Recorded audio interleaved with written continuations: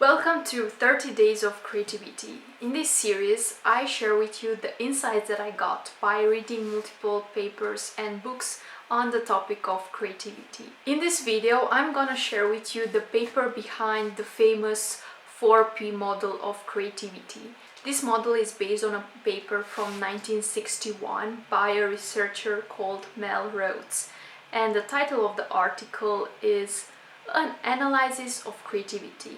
So in a nutshell, the author says that creativity is actually not this mystical thing, and it can be traced back to four elements: the person doing the act of creation, then the process of the person coming up with an idea, then the press, which is the public, the people around the person who evaluate that idea, and the product, which is the result of this whole process. And he goes on to say that creativity is most often than not just thrown around and misused.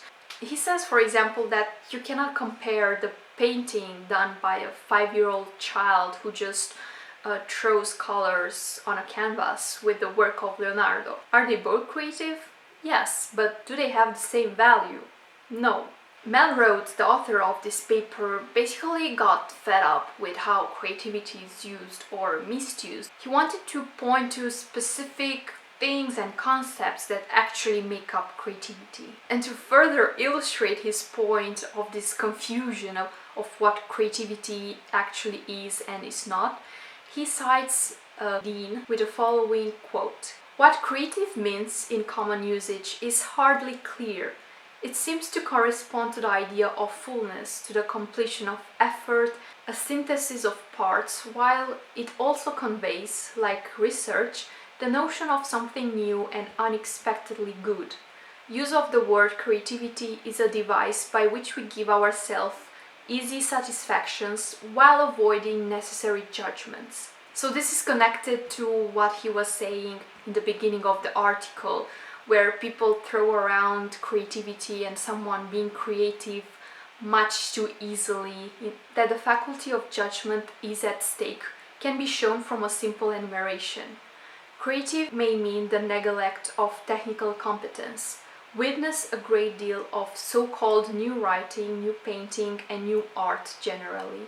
Creative may falsely dignify certain ordinary virtues: quickness of mind, sense of order, and relevance and skill in using words, all of which can be subsumed under intelligence and intellectual training. So the author of the paper, Rhodes, agrees with what the Dean is saying, that we cannot throw around the word creative when it actually represents something else, such as intelligence or a quick-witted mind.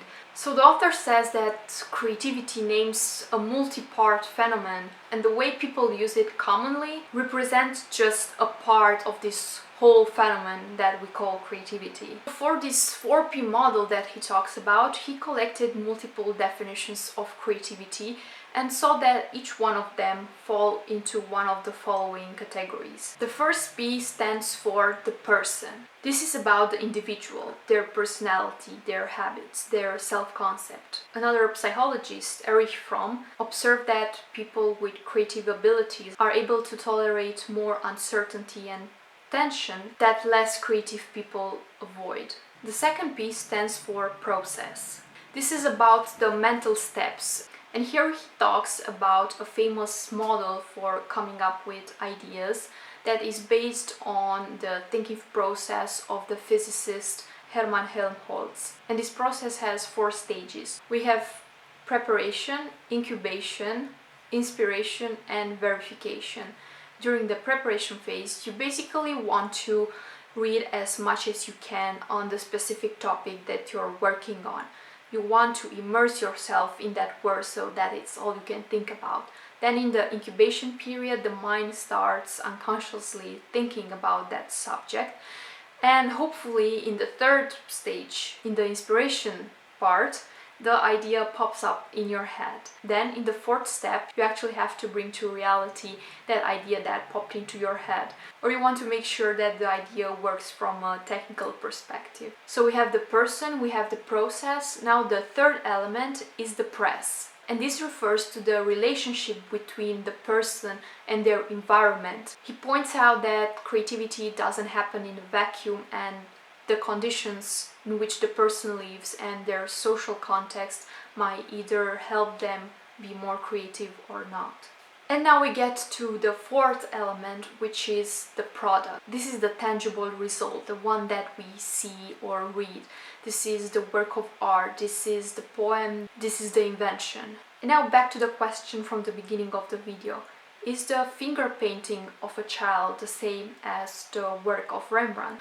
Well, if we judge strictly by the product, then the answer might be no.